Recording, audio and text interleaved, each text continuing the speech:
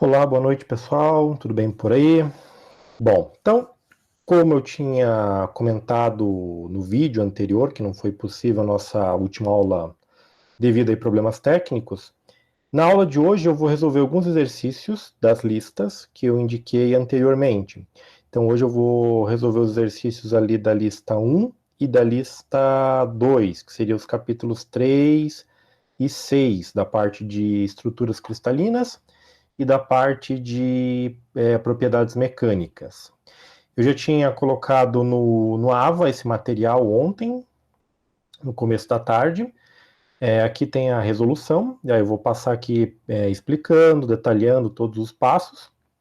Durante a explicação, se vocês tiverem qualquer dúvida, não entendeu, pode parar, perguntar, questionar, que dentro do possível eu esclareço as dúvidas de vocês, ok? Sim, uma outra coisa que eu precisava falar com vocês é que nossa prova, que vai ser provavelmente no dia 23, porque o calendário, a semana de provas ou de avaliações começa do dia 22 e vai até o dia 28, a nossa vai ser provavelmente no dia 23, se nada mudar nesse aspecto aí. A prova basicamente vão ser algumas questões, né, de um questionário de alternativas e alguns problemas para serem resolvidos. São todos 6 questões, que vai ficar disponibilizado no dia 23, das 7 até as 11h30. Daí vocês têm esse horário para a realização da prova, ok? Eu também já deixei na aula de hoje, se vocês olharem lá no AVA, tem a lista bimestral 1. Essa lista bimestral é a que faz a composição da nota com a prova. Então, 6 pontos da prova, 2 pontos dessa lista bimestral e mais 2 pontos de uma atividade que eu devo postar aí na sequência, nos próximos dias, ok? A lista bimestral, ela é composta de 2 exercícios que vocês têm que resolver. Tem informações lá que vocês vão ter que pesquisar, certo? Para complementar ali os cálculos que vão ter que ser feitos na lista bimestral, mas a informação vocês podem encontrar nos livros aí da Biblioteca Virtual Pearson ou pesquisando por ela diretamente na internet, ok? Bom, então isto posto, vamos começar com nossa aula de hoje, ok? Bom, então, da lista 1, lá atrás, quando a gente começou a ver a parte de estruturas cristalinas, dos materiais, das estruturas cúbicas de corpo e face centrada, hexagonal compacto, eu indiquei para vocês alguns exercícios. Então, o primeiro deles, que a gente vai ver aqui, é o 3.8, que diz a seguinte coisa: calcule o raio de um átomo de paládio, dado que o paládio tem uma estrutura cristalina cúbica de face centrada e uma massa específica de 12 gramas por centímetro cúbico, e um peso atômico de 106,4 gramas por mol. Okay? Então, com base nessas informações, como é que eu posso determinar qual é o raio atômico do paládio? Lembrando que tanto o raio atômico, como a massa específica, quanto o peso atômico, esses dados são tabelados para todos os elementos da tabela periódica. Então, uma forma de você determinar se você resolveu corretamente ou não esse problema é procurar essa informação e comparar com o resultado que você chegou, certo? Bom, então, como a gente está tratando de uma estrutura cristalina, a gente pode relacionar a massa específica, né, com a estrutura cristalina através dessa equação aqui. Rho é igual a Na sobre Vc vezes Na. Lembrando que N é o número de átomos por célula unitária, A é a massa, é o peso atômico, Vc é o volume da célula cristalina e Na é o número de Avogadro, que não muda de material nenhum, né? Um valor constante, certo? Bom, então como ele informa para nós aqui no início que a estrutura cristalina é cúbica de face centrada, já vem duas informações que nós temos que elencar. A primeira delas é que o número de átomos por célula unitária é igual a 4, certo? E outra é que o volume da célula cristalina é dado por essa equação aqui. Lembrando que isso aqui vem da onde? Daquela relação da aresta com o raio. que a aresta de uma estrutura cúbica de face centrada é igual a 2 vezes o raio raiz de 2, ok? E aí, quando você calcula o volume de uma célula cúbica, é o valor da aresta elevado ao cubo, ou seja, então aquela expressão elevada ao cubo resulta nessa equação aqui para o cálculo do volume, certo? Bom, então aqui eu já vejo que aparece um raio, não é? E esse raio que eu quero encontrar na resolução do meu problema. Então, primeiro, o que eu vou fazer? Eu vou substituir essa equação do VC nessa equação aqui da massa específica. E eu vou ter essa expressão aqui. Rho é igual a NA sobre 16R ao cubo, raiz de 2 vezes NA, certo? Agora, eu posso fazer o seguinte, eu posso substituir ou trocar esse R ao cubo com esse Rho, simplesmente trocando eles de posições. E aí eu tenho essa expressão aqui.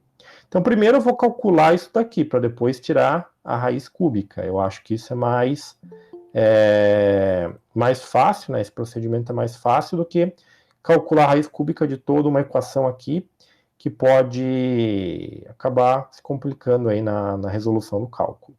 Então, N vai ser igual a 4, que já foi fornecido aqui. O peso atômico eu vou usar 106,4 gramas por mol, certo? Usando esse valor aqui. E aqui embaixo vai ficar 16 vezes Rho, que eu vou usar o 12, né? Gramas por centímetro cúbico, vezes raiz de 2, vezes o número de Avogadro, que é 6,023 vezes 10 na 23 átomos ou moléculas, certo? Bom, então percebam aqui que a massa específica e o peso atômico eu não alterei eles, eu estou usando em gramas por centímetro cúbico e gramas por mol, certo? Por quê? Porque o resultado do raio ele já vai ser dado lá em centímetros, que depois eu passo para nanômetros. Então, nesse caso, não é necessário converter para quilogramas por metro cúbico e quilogramas por mol, certo? Mantive essas ordens de grandeza, certo? Bom, então calculando isso daqui, você vai encontrar esse valor aqui, 2,602 vezes 10 na 24, ou melhor, na menos 24 metros, ou perdão, centímetros.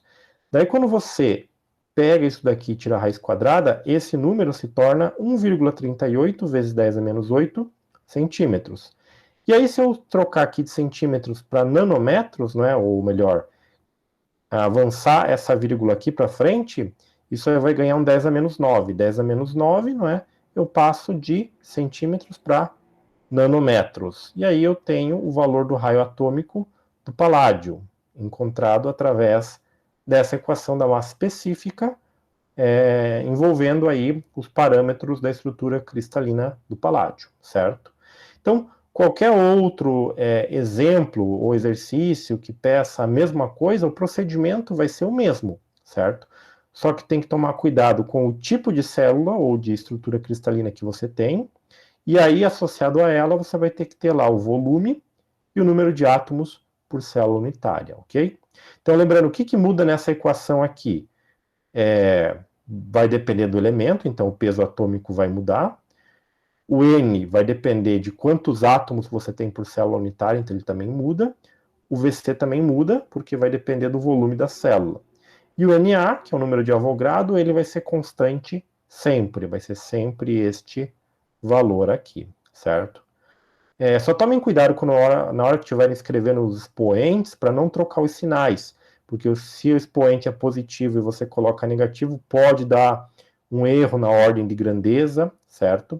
Se forem colocar uma equação, uma expressão como essa daqui inteira na calculadora, usem parênteses para a parte superior, para a parte inferior da divisão aqui, certo? Porque muitas vezes a calculadora ela vai fazer exatamente o que você mandar, dependendo da ordem. E aí isso pode dar um valor numérico errado, ok? Bom, então esse aí era o 3.8. Então, vou passar aqui para o próximo, que eu peguei lá, que é o 3.10. Só para quem chegou aí depois, né? Se tiver qualquer dúvida aí durante a resolução e tal, lembre-se que vocês podem abrir o microfone, perguntar, tirar as dúvidas, ok? Bom, então, 3.10, a gente tem a seguinte coisa. Algum metal hipotético, ou seja, metal imaginado, suposto ou feito em teoria, né, possui uma estrutura cristalina cúbica simples, como mostra essa figura aqui. Se o seu peso atômico vale 74,5 gramas por mol e o raio atômico vale 0,145 nanômetros, calcule a sua massa específica. Pois bem, então, essa estrutura aqui, ela lembra muito aquelas estruturas cúbicas de corpo centrado e face centrada, se vocês olharem lá nos primeiros slides. A diferença é que essa é a estrutura cúbica mais simples que existe. Por quê? Porque você só vai ter partes dos átomos, ou melhor, o arranjo dos átomos vai proporcionar apenas parte deles no vértice da estrutura do cubo, certo? Você não vai ter um átomo no meio, como tem lá na cúbica de corpo centrado, e você também não vai ter átomos nas faces, como é o caso lá da estrutura cúbica de face centrada, certo? Pois bem, então você tem essa estrutura aqui, certo? E quer saber qual é a massa específica desse metal hipotético, sabendo o peso atômico e o raio atômico. Bom, então primeiro, a gente precisa, para determinar a questão da massa específica, verificar o que nós temos de informações com base na equação, não é? Nessa equação aqui da massa específica. Eu preciso de N, eu preciso de A, eu preciso de VC e eu preciso de NA. NA eu já sei, é um número constante. Tá, o A também foi fornecido, né? O peso atômico vale 74,5 gramas por mol. O N e o VC eu não tenho. Agora, lembram que a gente fez uma contagem a partir de uma estrutura dessas, lá no caso da estrutura cúbica de face centrada, para saber quantos átomos você tem nessa estrutura? Pois bem, para determinar a quantidade de átomos que eu vou ter nessa estrutura aqui, cúbica simples, eu vou contar quantas frações de átomos eu tenho. Lembrando que nessa geometria aqui, esse pedaço aqui do volume da esfera é 1/8. Então aqui em cima eu tenho 1, 2, 3, 4 oitavos de esfera. Enquanto que aqui embaixo eu vou ter o quê? Mais 4 oitavos. Então, 4 oitavos mais 4 oitavos é igual a 8 oitavos ou um inteiro, ou uma esfera inteira. Ou seja, se você pegar essas porções aqui de átomos e montar, você cria uma única esfera. Lembrando que lá no começo a gente justificou por que eu aproximo os átomos para esferas, que é um dos modelos mais comuns de ser utilizado quando eu estudo a estrutura microscópica dos materiais. Então eu considero o átomo como se fosse uma pequena bolinha, uma esfera, certo? Bom, então 8 oitavos eu sei que isso é igual a 1 átomo por célula unitária. Então eu já sei que esse N aqui tem que valer igual a 1. Agora, o volume. Como é que eu posso calcular o volume, né, da célula cristalina? Bom, por se tratar de um cubo, eu sei que o valor volumétrico dele vai ser o quê? O valor da aresta, né? Que são essas três dimensões aqui, né? Essa aqui e essa aqui, ao cubo, certo? Se eu multiplicar essa aresta vezes essa aresta, eu tenho A ao cubo, ok?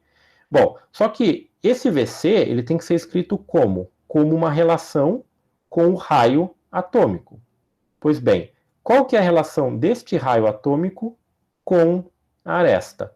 Se eu olhar este comprimento todo aqui, isso aqui vale A, é uma aresta.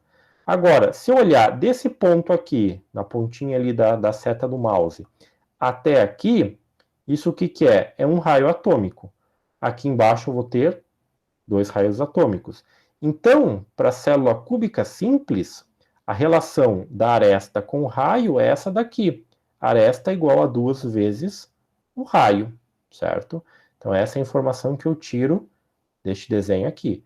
Então, quando você considera um modelo esférico para o átomo, você considera que o núcleo estaria bem nesse pontinho aqui, certo? E desse ponto aqui até a superfície do átomo, eu tenho o quê? Eu tenho a eletrosfera, onde eu faço a distribuição dos elétrons, certo? Bom, então, desta figura aqui, eu tiro a relação da aresta com o raio, 2R. Como é A ao cubo volume, então vai ser isso aqui ao cubo, vira 8R ao cubo, certo? Então esse é o volume da célula cristalina para a estrutura cúbica simples. Agora, então, pegando todas as informações que eu tenho, o valor de VC, o valor de N, o valor de A e o valor de NA, eu posso substituir na equação. Então, N é igual a 1, o A 74,5, né? Vejam só que eu estou considerando ainda em gramas por mol. E aqui embaixo, dividindo 8 vezes o valor do raio ao cubo, né? Então, eu peguei lá o raio atômico que ele forneceu para nós, né? Que é 0,145 nanômetros, né? Troquei aqui para centímetros, né? 1,45 vezes 10 dá menos 8, elevado ao cubo, vezes o número de Avogadro. Então, fazendo esse cálculo aqui, a gente encontra que para esse metal hipotético, a sua massa específica vai ser de 5,07 gramas por centímetro cúbico, certo? Então, aqui a gente, isso encerra, né, a resolução deste problema aqui. Eu não me recordo agora se nessa lista aqui, desse material lá do capítulo 3, tinha mais algum problema que precisasse usar esta figura aqui. Provavelmente tem, então essa é a figura base para tomar como consideração, certo? Bom, então, esse aí era o 3.10. No 3.14? Ah, ok, ok. Eu lembrava que tinha mais de um dos problemas que pedia para usar essa figura. Mas, basicamente, essa aqui que vocês têm que usar daí, beleza? E essa é basicamente a relação. Então, a mesma relação é feita para calcular, no caso, a relação da aresta com raio, nas outras estruturas cúbicas, como a gente já fez. Então, vejam lá nos vídeos anteriores que tem essa explicação lá, ok?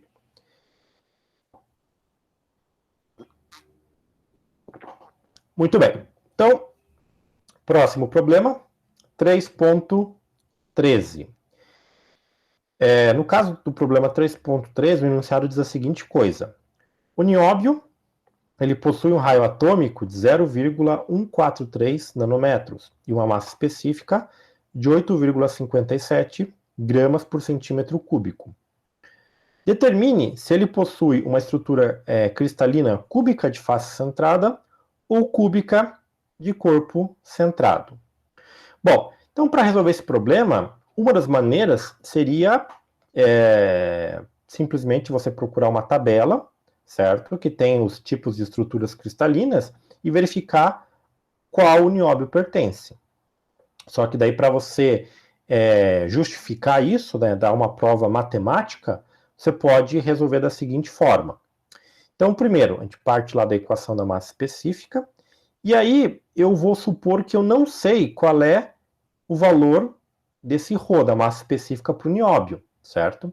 Eu vou pegar as informações relacionadas aqui, não é, para calcular essa massa específica, e aí eu vou fazer duas suposições. A primeira suposição, o caso 1, eu vou considerar que ele tem uma estrutura cristalina, uma célula unitária, que possui essa estrutura aqui, cúbica de face centrada. Se essa informação for procedente, se ela for verdadeira, então o valor que eu vou encontrar aqui da massa específica vai ter que ser igual a esse valor fornecido aqui, ou o valor que está na tabela, certo? Então, a estrutura cúbica de face centrada, ela sempre vai ter 4 átomos, não é, por célula unitária, e o volume dela é dado por essa equação aqui, 16R ao cubo vezes raiz de 2, ok? Ou 16 raiz de 2 R ao cubo, tanto faz a ordem nesse caso aí. Então, primeiro eu vou calcular o volume, né, para não colocar essa expressão aqui embaixo e acabar tendo uma expressão maior. Então, calculando o volume, vai ser 16 vezes o 0,143 nanômetros, eu vou passar para centímetros, né? Elevar ao cubo e multiplicar todo mundo aqui. E aí eu vou encontrar daí 6,167 vezes 10. Só tomem cuidado, pessoal, que aqui eu percebi que tem um pequeno erro de digitação. que está aparecendo menos 10 na menos 17. Não, isso aqui tem que ser 10 na menos 23 aqui, não menos 17, certo? Acabou passando isso aí, depois eu corrijo e coloco no AVA lá o correto, mas aqui é 23, certo? O resultado que vocês vão encontrar aqui é na 10 na menos 23 centímetros cúbicos, ok? Bom, aí eu vou colocar esses valores, né, com as outras informações que eu coleto, na equação da massa específica. E aí o que vai acontecer? 4, não é? Que é o número de átomos, vezes 92,91. Então, de onde veio isso aqui? Veio de uma tabela. Eu coloquei lá na internet peso atômico nióbio, aí apareceu esse valor aqui, 92,91 gramas por mol, certo? Aqui embaixo eu coloquei o volume, né? Que aqui já está correto, vezes o número de Avogadro. Então, fazendo esse cálculo aqui, eu vou encontrar que a massa específica calculada vai ser de 9,33 gramas por centímetro cúbico. Bom, vou comparar esse valor com esse cara aqui e eu já vejo que eles são diferentes, que eles estão em desacordo. Então, essa suposição 1, caso 1, que era que o nióbio tivesse estrutura cúbica de face centrada, não procede. Por quê? Porque a massa específica calculada por essa suposição me leva a um valor diferente do que é a regra, né? do que é o medido experimentalmente, certo? Então, passamos para a próxima suposição, em que eu vou considerar agora cúbica de corpo centrado. Bom, se já não deu errado, ou melhor, já não procedeu no primeiro caso, eu vou mostrar agora que realmente é cúbica de corpo centrado. Então, percebam agora que vai mudar a questão das informações da célula unitária, ok? Então, como ela é cúbica de corpo centrado, ela já não tem mais 4, não é? Ela passa a ter 2 átomos por célula unitária. E o volume é dado por essa expressão aqui, 64 vezes R ao cubo, divididos por 3 raiz de 3, certo? Muito bem. Então, agora o que eu vou fazer? Vou calcular, assim como eu fiz antes, o volume. Então, o volume vai ser 64 vezes, novamente, pega o raio, faz aquela modificaçãozinha ali, né? Passa lá para 1,43 vezes 10 a menos 8, eleva ao cubo, e divide tudo isso aí por 3 raiz de 3. Aí vocês encontram que o raio atômico, nesse caso aqui, vai ser de 306, 3,602 vezes 10 a menos 23 centímetros cúbicos, ok? Então vocês têm aqui o volume da célula cristalina. Aí eu vou pegar este volume e vou substituir aqui.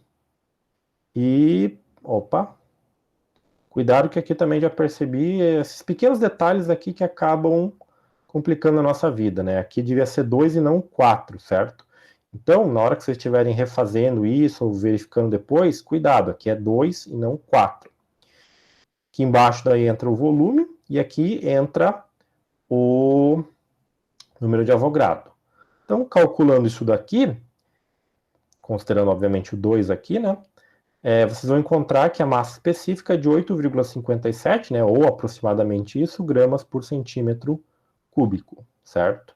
E aí vocês verificam que a suposição em que a estrutura do nióbio é cúbica de corpo centrado é uma proposição que é uma suposição que procede, ou seja, ele realmente tem essa estrutura aqui, certo? Então, problemas lá, por exemplo, acho que o 3.14, ele dá para vocês uma listinha lá de materiais. Uma forma de vocês resolverem o problema é assim, fazer a suposição, né, é um método mais trabalhoso, mas ele dá resultado, né, você supor, lá, se eu não me engano, é metal A, B e C. Pegar o metal A, você tem ali o valor da massa específica dele, você supõe que é tal estrutura, e com base nisso você calcula para ver se chega naquele mesmo valor da massa específica. Se você chegar, é porque é, senão você vai ter que fazer, se não me engano, mais um ou dois cálculos para determinar qual é a estrutura lá. Mas esse é o procedimento, certo? Dá para fazer desta maneira aí.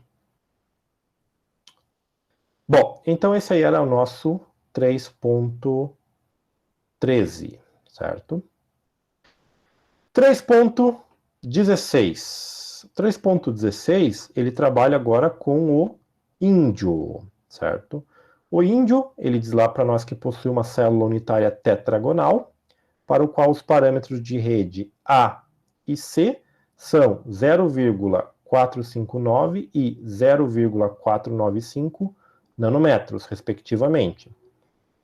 No item A, se o fator de empacotamento atômico e o raio atômico valem 0,693 e 0,1625 nanômetros, respectivamente, determine o número de átomos em cada célula unitária.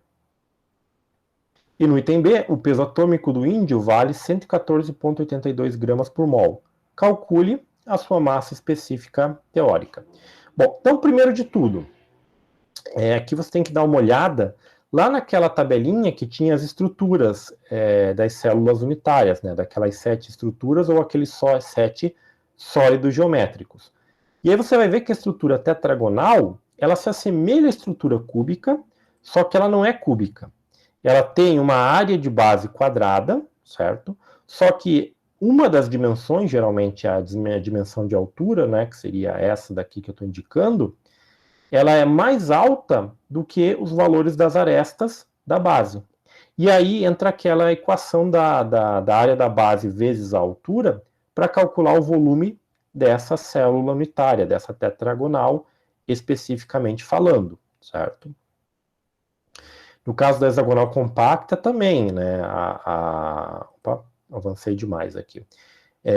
A hexagonal compacta também é a área da base vezes a altura, certo? Bom, então nesse item A, a gente precisa determinar qual é o número de átomos por célula unitária. Então eu sei que na expressão aqui da massa específica, o número de átomos está aqui, certo? Pois bem, quem que vai ser o volume da célula cristalina? O volume vai ser a área da base vezes a altura, como eu já mencionei. A área da base vai ser o quê? O valor da aresta ao quadrado vezes o C. Então esses dois parâmetros que ele forneceu aqui para nós, A e C, estão relacionados aqui. Então, vai ter duas arestas que vão ter esse tamanho aqui, que vão formar a base, né? O produto delas forma uma base, uma área. E a altura, o C, percebam que ela é maior que essas duas arestas da base, certo? Bom, então, como eu quero encontrar o N, preciso aqui, no caso, calcular. Só um momentinho. É isso, o fator de empacotamento atômico, ele nos foi fornecido, e eu estava no slide próximo lá. Então, o fator de empacotamento atômico foi nos fornecidos, e o raio atômico. Então, eu posso usar essa relação aqui do fator de empacotamento para determinar o N. Eu poderia usar essa relação do ρ? Poderia, mas eu precisaria saber a massa específica, que é o que não foi fornecido ali no enunciado, apenas esses parâmetros aqui. Isso ele pede que a gente calcule no item B. Então, o fator de empacotamento atômico é 0,693. O N eu quero encontrar. O V é relacionado com a forma que o volume da forma que eu estou associando aos átomos, que nesse caso é uma esfera. Então, na equação do fator de empacotamento atômico, aqui em cima sempre vai ser o número de átomos vezes quantas esferas eu tenho na estrutura, certo? E a equação do volume da esfera é sempre essa daqui, 4/3 de πr ao cubo, certo? E aí já o volume da célula unitária é A ao quadrado vezes C, ok? Bom, então, fazendo aqui uma redistribuição dessas frações, eu tenho essa equação aqui, né? Que vai ficar 4n vezes π vezes o raio atômico ao cubo, dividido por 3 vezes a aresta ao quadrado, né? A aresta A ao quadrado, vezes a aresta C, certo? Bom, como eu quero encontrar n, eu vou isolar ele dessa expressão aqui. Então, esses três caras aqui que estão aqui embaixo dividindo, eu jogo eles multiplicando esse cara aqui. Por isso que aqui vai ficar 3a ao quadrado vezes c, vezes o fator de empacotamento atômico, certo? Então, tá lá embaixo dividindo, joga multiplicando, certo? E aí os outros termos aqui que estão com N, que estão multiplicando ele, eu vou jogar dividindo. Então, por isso que ficou 4 vezes π vezes o raio ao cubo, certo? Pois bem, então agora substituindo os valores que eu tenho, então está aqui o da aresta A, né, elevado ao quadrado. Aqui está o valor da aresta C, vezes 3. Aqui dividido por 4π, que multiplica o valor do raio atômico, né, elevado ao cubo. Então, fazendo aqui esse cálculo, vocês vão encontrar que o N vai dar um número muito aproximado, vai dar 4,00 alguma coisa, certo? Então, se eu calculasse desta forma aqui, e não chegasse a um N inteiro, como no caso aqui foi 4, é que havia algum problema aqui com os valores fornecidos, ok? Então, o valor do N, do número de átomos, ele tem que ser exato, não é? Ele tem que ser o mais próximo possível de um valor inteiro, seja ele lá 4, 2, 6, vai depender da estrutura cristalina. Nesse caso da tetragonal, você tem 4 átomos por célula unitária, certo? Bom, daí, isso era o que era pedido aí no item A. Já no item B, ele quer saber, com base no peso atômico, né, fornecido, calcular a massa específica teórica do índio. Bom, a massa específica, lançamos mão dessa equação aqui. Só substituindo aqui o valor do volume da célula cristalina pelo volume, por essa expressão aqui, né, ao quadrado vezes C. E agora eu sei quanto que vale o N, que é igual a 4, certo? Então, substituindo aqui os valores numéricos e fazendo esse cálculo, eu vou encontrar que a massa específica do índio vale 7,31 gramas por centímetro cúbico, ok? Então, o 3.16 pedia justamente isso daí, certo? Se eu não me engano, tem outros exercícios, né, que eu acho que eu não indiquei eles, mas se vocês quiserem fazer, como o do urânio, se eu não me engano, que tem uma estrutura cristalina que ele fornece as arestas para vocês. E aí, para calcular o volume, no caso, seria um produto direto das 3 arestas, não é? Porque ele tem uma estrutura que as arestas A, B e C são diferentes entre si, não é? E aí, para calcular o volume, seria o produto direto entre essas 3 dimensões, certo? Então, só lembrando que o volume da célula cristalina sempre vai depender de uma daquelas 7 formas ou daquelas 7 figuras geométricas que eu passei para vocês lá no começo. Bom, então, com isso concluímos aqui o exercício 3.16 e eu acho que a gente conclui lá os exercícios, isso, da lista 1, ok? Então, com base nisso, no que foi resolvido ali, eu acho que vocês conseguem daí concluir. E também já estão as respostas lá. Então, se vocês olharem no AVA, tem a lista e logo abaixo da lista já tem as respostas para os exercícios. Então, deem uma verificada lá, ok? Bom, então passando aqui agora para a parte de propriedades mecânicas, não é? A parte de propriedades mecânicas, elas estão relacionadas à questão da deformação do material, o quanto as suas dimensões se alteram quando eu aplico uma força externa, certo? Se eu considerar essa força sobre uma seção transversal, uma área transversal, eu tenho daí a chamada carga aplicada, não é? O sigma, não é? E a deformação é uma relação aqui de comprimentos, né? Uma variação de comprimento pelo comprimento inicial. Então, muitas vezes, essa deformação ela aparece apenas como um fator numérico, ela não aparece como tendo uma unidade especificamente falando, certo?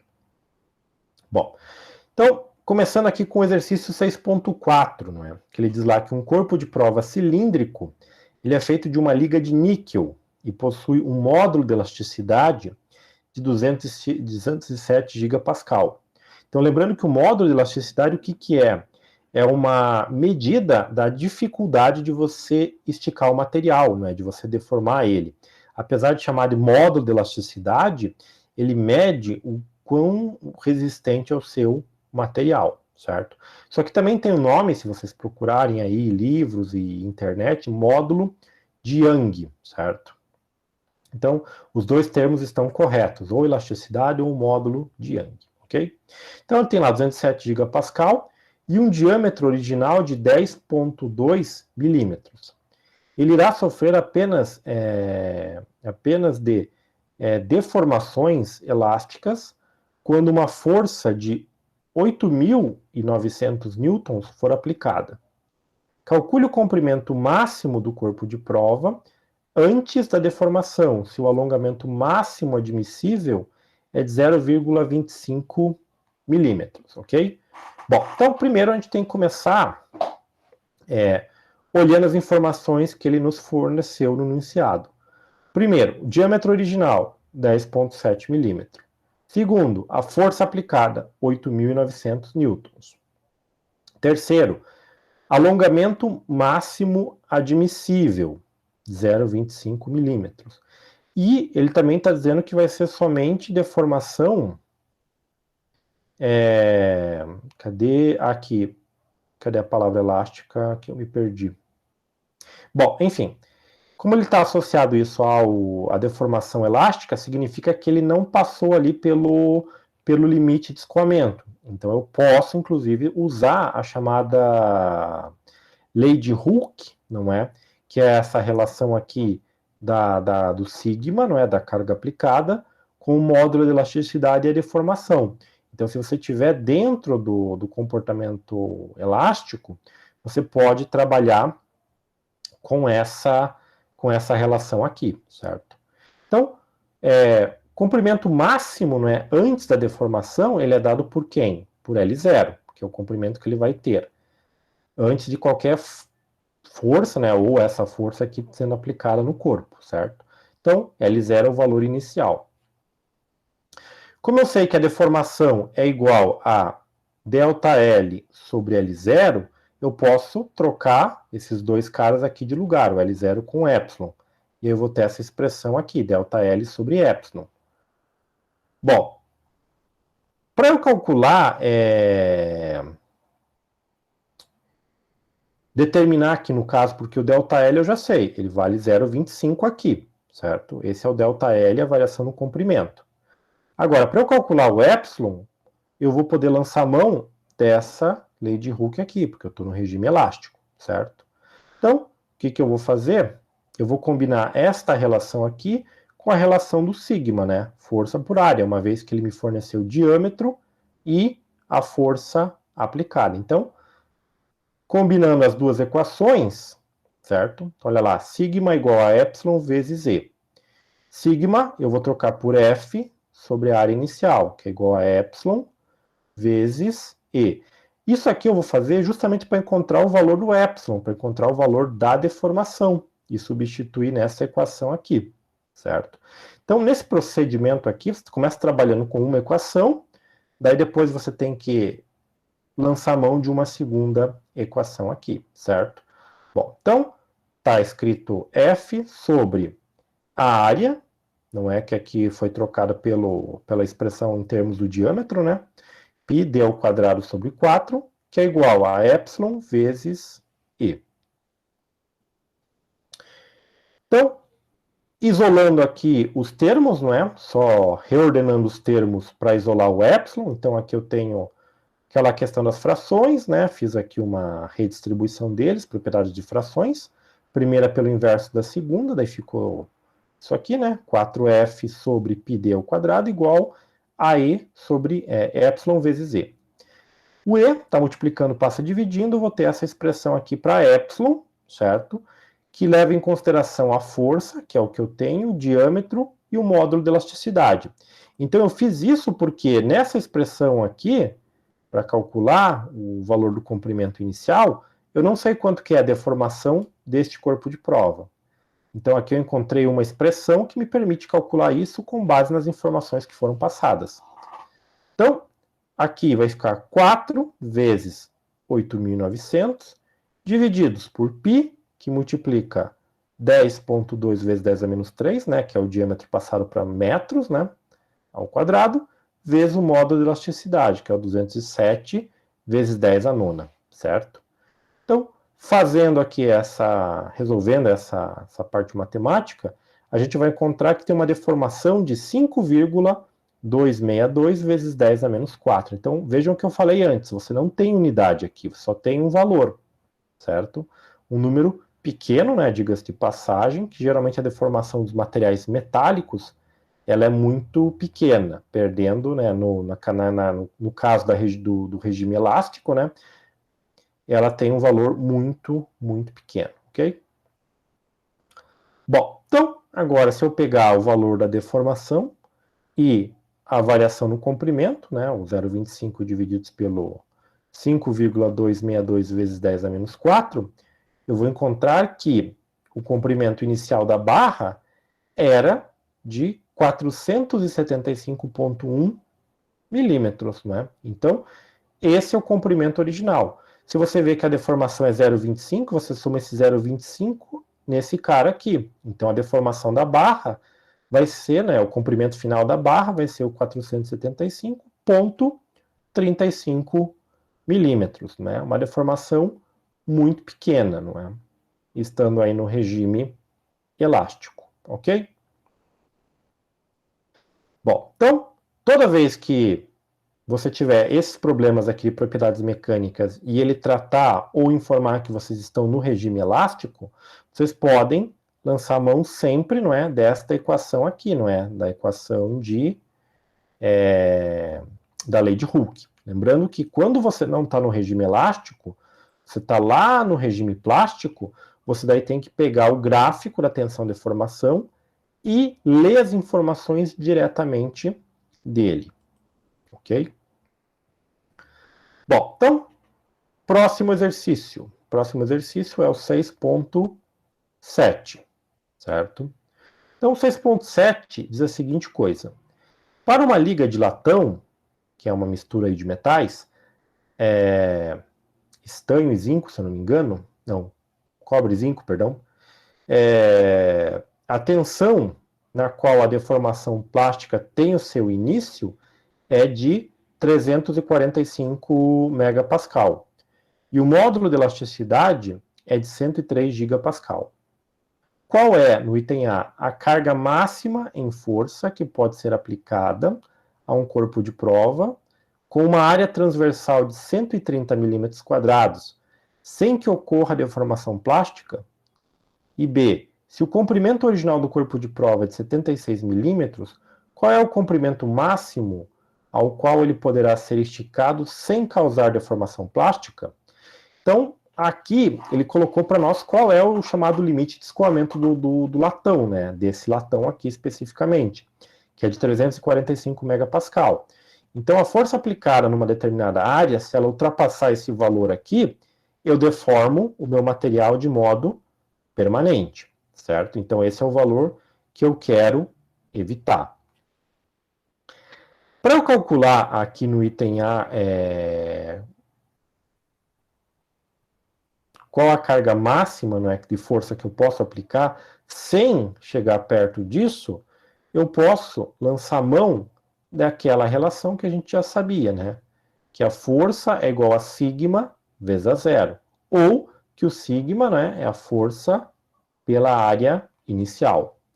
Aqui eu troquei força por força máxima porque vai ser o maior valor de força que eu posso aplicar sem chegar nesse limite aqui, certo? Pois bem, então, qual é o valor sigma limite que eu vou estar trabalhando? 345 megapascal. Então, é o que aparece no lugar deste sigma aqui da equação. Qual é a área inicial? 130 milímetros quadrados. Então, aqui eu escrevi em metros quadrados, 130 vezes 10 a menos 6. Então, aqui está em milímetros, aqui eu tive que converter de milímetros para metros quadrados. Então, ficou 130 vezes 10 a menos 6 metros quadrados, certo? Porque, como eu vou calcular uma força, se isso aqui está em pascal, isso aqui tem que dar em metros, ok? Bom, então, colocando aqui os valores, muito cuidado, 345 mega seria 10 na sexta, certo?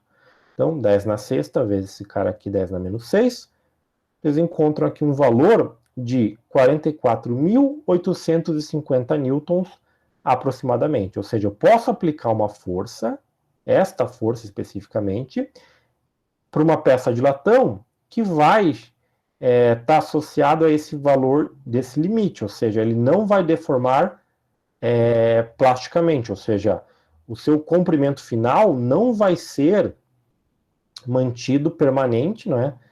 Quando essa força for aplicada, ou seja, se eu tirar essa força, o corpo ele vai devolver a energia mecânica que ele ganhou e vai terminar com o seu comprimento inicial, certo? Claro que daí eu poderia supor, o que acontece, inclusive vocês podem até tentar depois, né? Se a força máxima passar desse valor, ou seja, pular de 44 mil para 54 mil ou 60 mil newtons, esse limite ainda seria respeitado? Então essa seria uma questão que vocês poderiam tentar resolver, ok? Bom, então esse aí era o item A, né? Para calcular a força máxima. Já no item B, se o comprimento original do corpo é de 76 milímetros, qual é o comprimento máximo ao qual ele pode ser esticado sem causar deformação? Então, aqui está também associado àquela questão do item A, não é? Qual era a força máxima que eu aplico? Aqui, qual vai ser o comprimento máximo que ele chega, sem perder, sem ficar permanentemente deformado? Bom, então a relação da deformação com os comprimentos é essa daqui, epsilon igual a ΔL sobre L0, certo? Quem que é ΔL? É L final menos L inicial sobre L0. Mas por que aqui eu troquei de L final para L máximo? Porque ele está pedindo qual é o comprimento máximo. Então, esse comprimento máximo vai ser o maior comprimento que ele tem associado àquela força que eu calculei no item anterior. Então, esse L máximo está fazendo as vezes do L final aqui, certo? Bom, como eu quero calcular ele, eu vou isolar ele daqui. Então, esse L0 que está dividindo aqui, eu jogo multiplicando, né?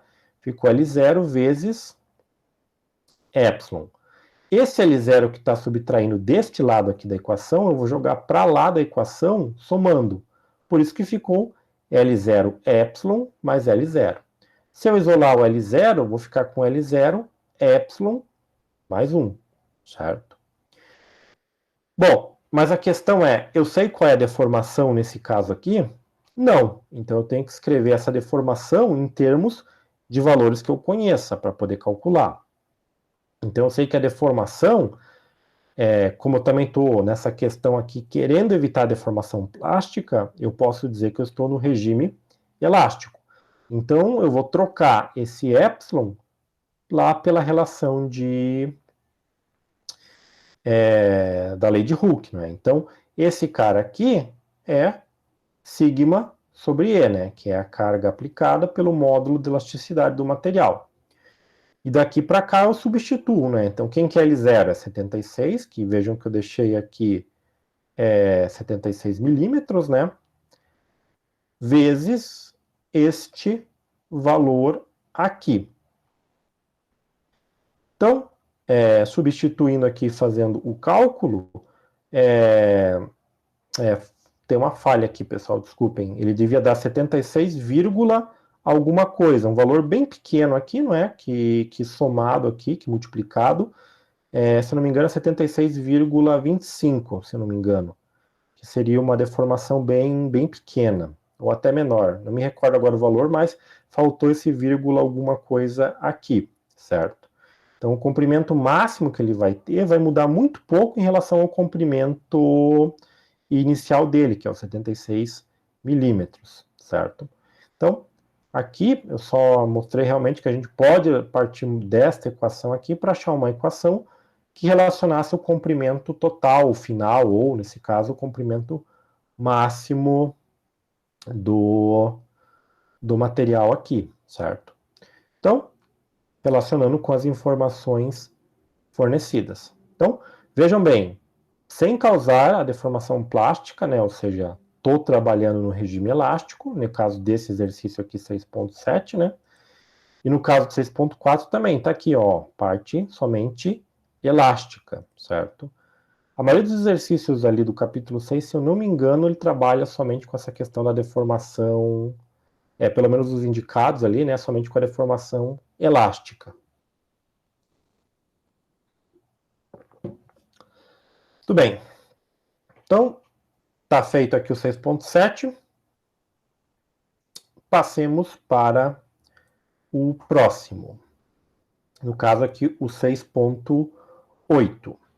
Então, 6.8, ele diz lá a seguinte coisa. Um bastão cilíndrico de aço, e aí para esse aço específico aqui, né, ele deu o módulo de elasticidade, que no caso é 207 gigapascal, possui um limite de escoamento de 310 megapascal.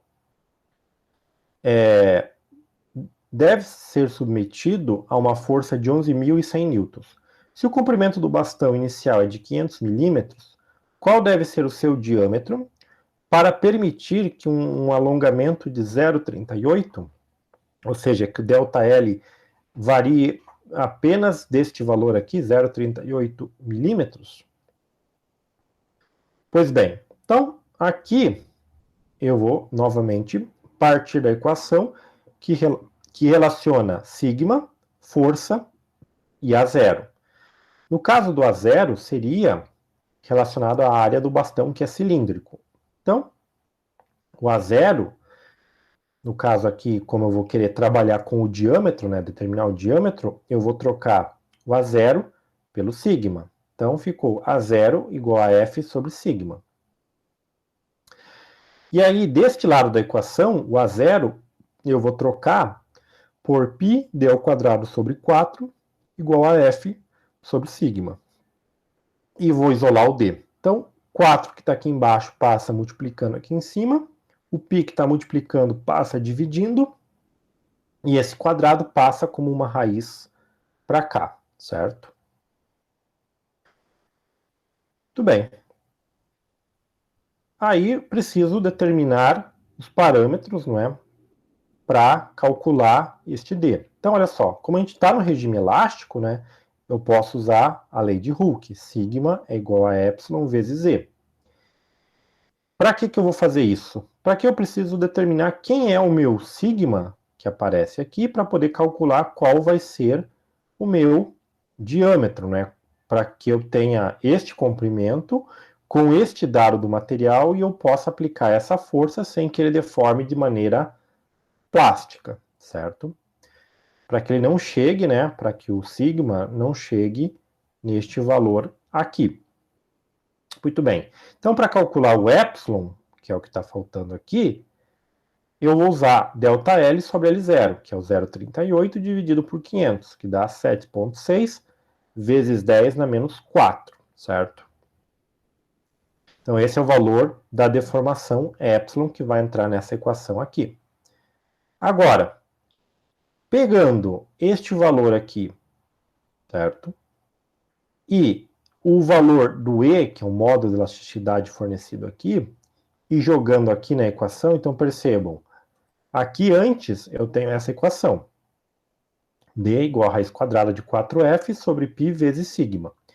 Sendo que sigma é dado por este produto aqui.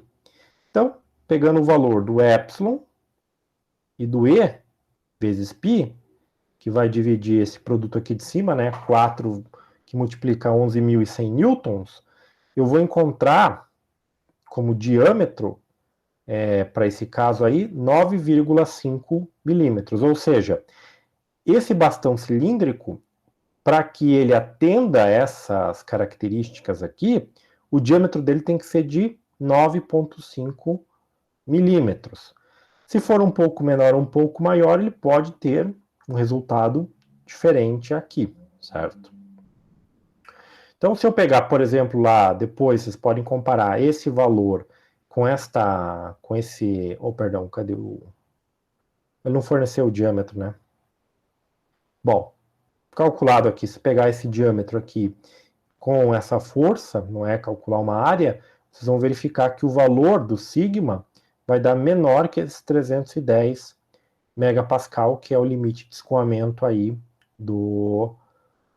desse aço aqui no caso, não é? Lembrando que o aço é uma liga, né, uma mistura de ferro-carbono, e esse módulo de elasticidade aqui, ele tem variação para o tipo de aço que você tem, não é? Então vai depender lá da concentração de carbono presente na liga do material. E aí?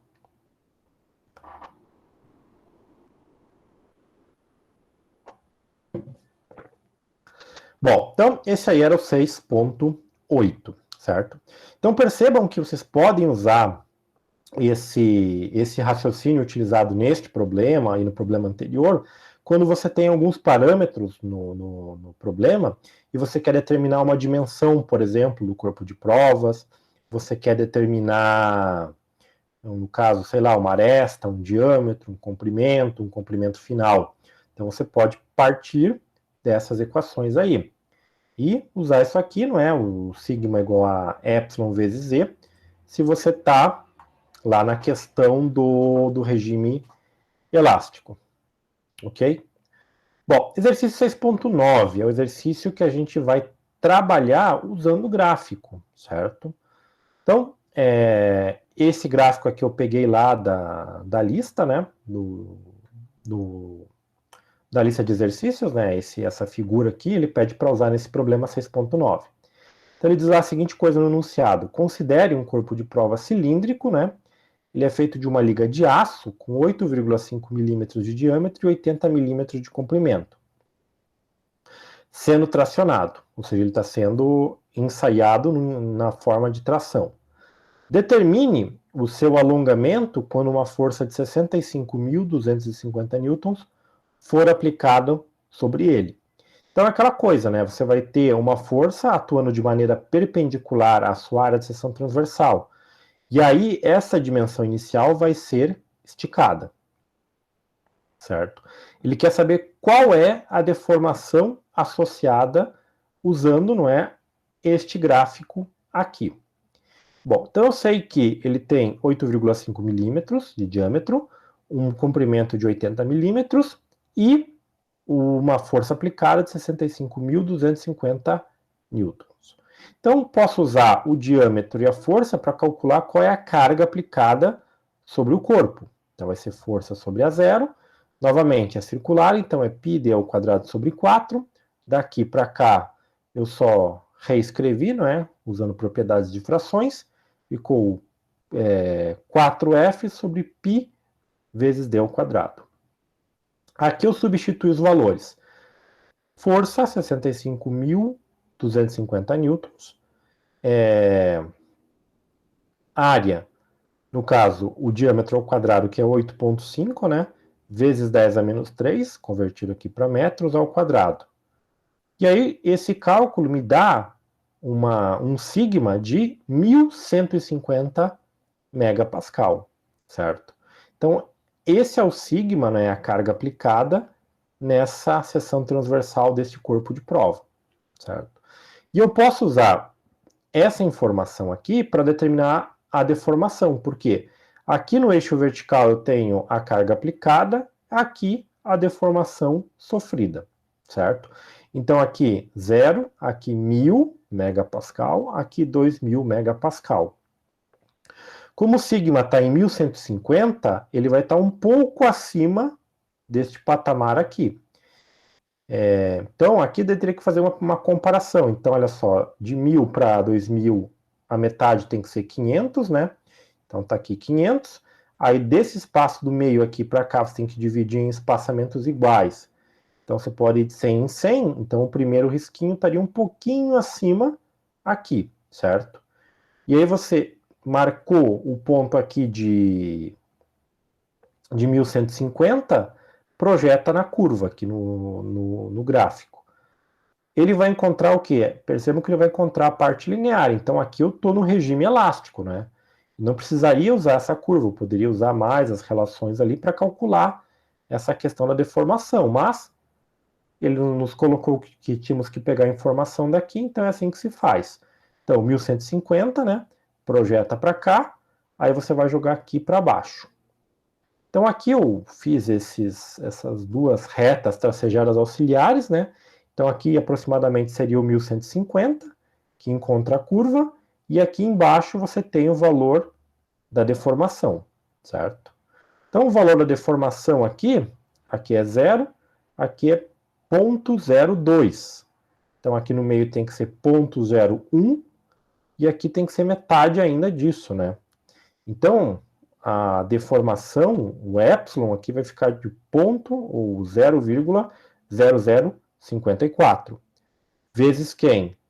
Vezes o 80 milímetros, não é? Para eu calcular a variação no comprimento, não é? Que é o que ele pede aqui, né? Ou melhor, determinar o alongamento, né? A variação no comprimento, para essa força aqui. Então, é a deformação vezes o epsilon zero, né? Usando essa equação aqui.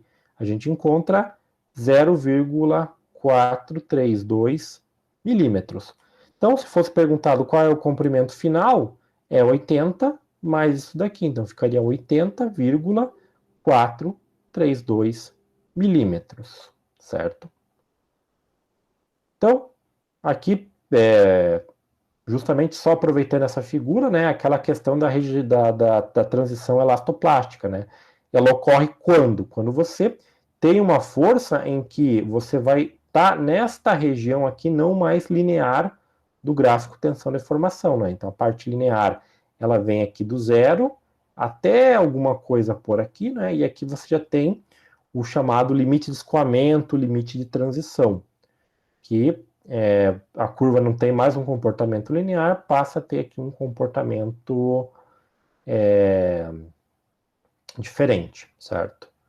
Então aqui é só o insert, né? É só o zoom desse gráfico aqui, que a gente poderia usar para um outro problema, certo? Bom, então o que eu tinha ali dos exercícios para mostrar para vocês aí do capítulo 6, por enquanto era só isso, não é?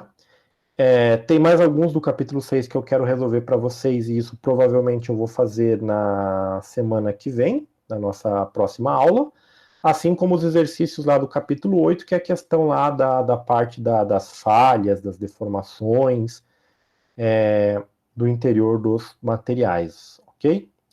Bom, agora se vocês tiverem alguma dúvida aí, algum comentário, fiquem à vontade que eu estou agora à disposição de vocês daí.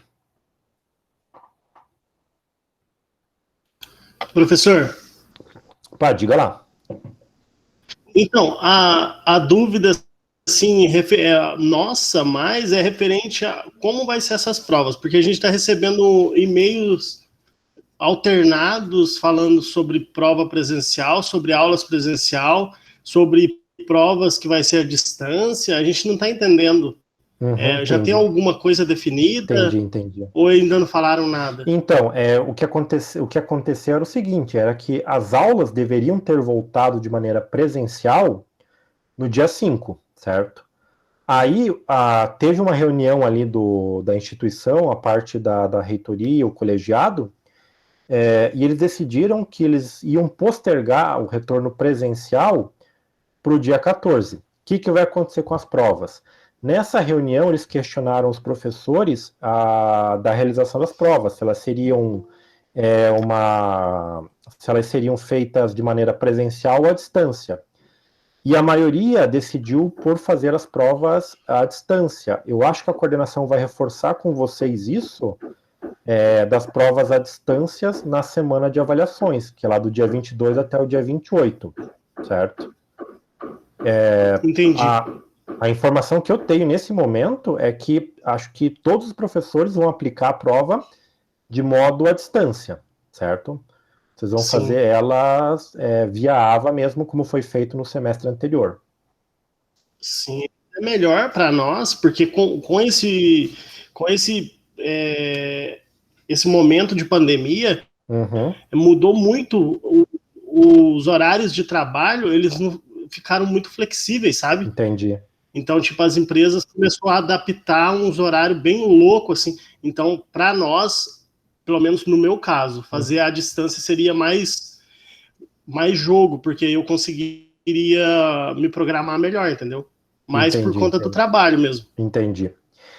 A prova vai ser, que nem eu tinha mencionado ali antes no início da aula. Ela vai ter o início dela, não é? Ali às 19 horas, né?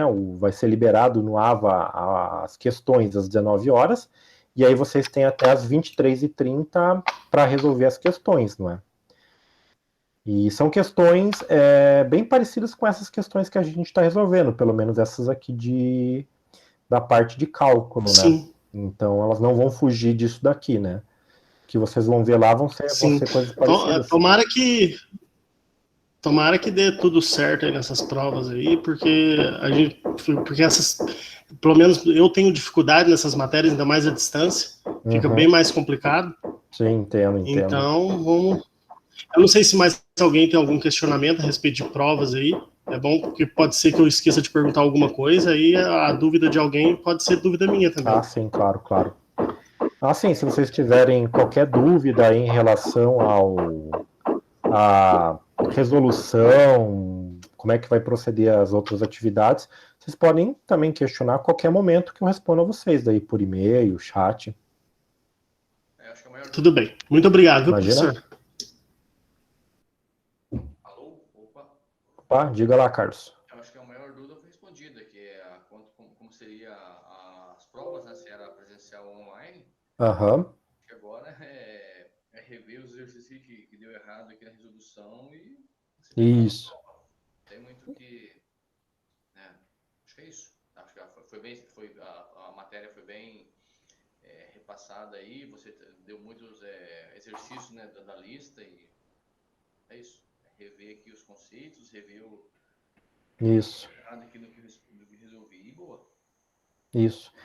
A maioria, por experiência própria, a maioria geralmente das dificuldades de cálculos nesses problemas aqui que eu trabalhei com vocês, geralmente essas questões aí da ordem de grandeza, da unidade, de conversão, ou tentar colocar na calculadora, tipo, todos aqueles, tipo, tudo isso daqui, por exemplo, colocar tudo isso aqui na calculadora e às vezes esquece um parênteses ou alguma coisa assim, e aí a calculadora acaba não fazendo ou fazendo de maneira errada, né?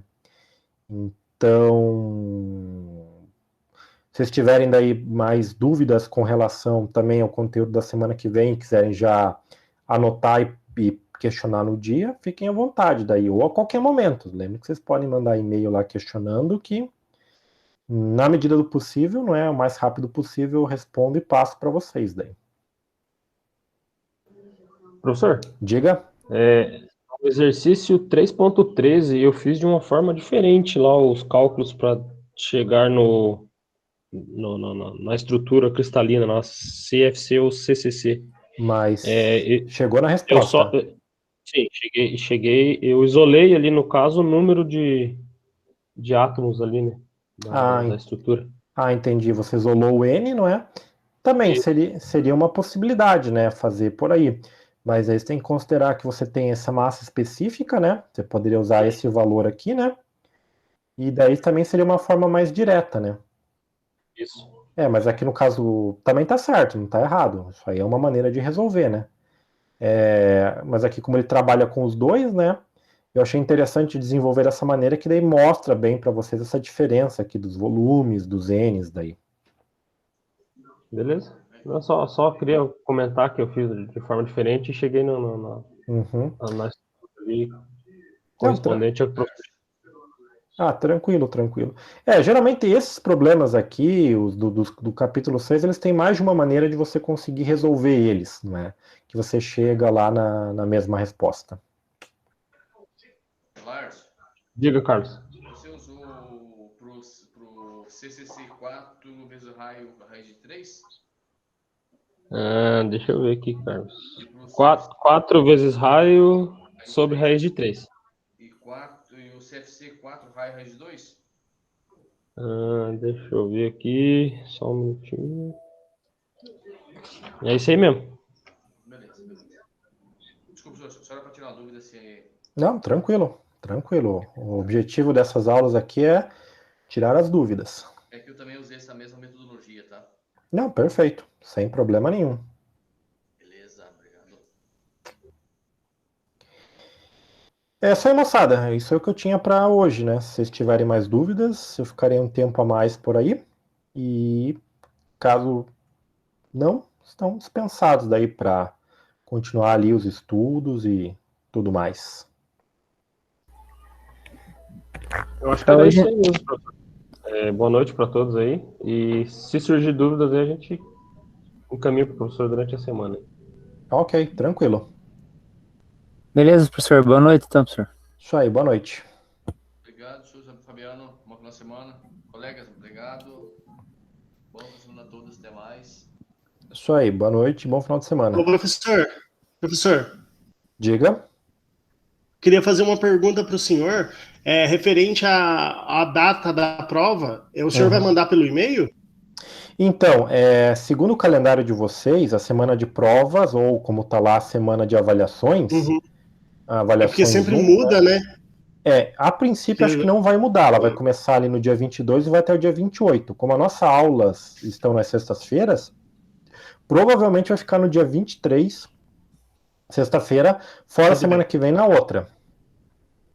Tá Mas bom, então. eu confirmo isso para vocês e envio por mensagem daí. Tudo bem. Obrigado, viu, professor? Imagina? Fica com Deus. Amém. Até mais.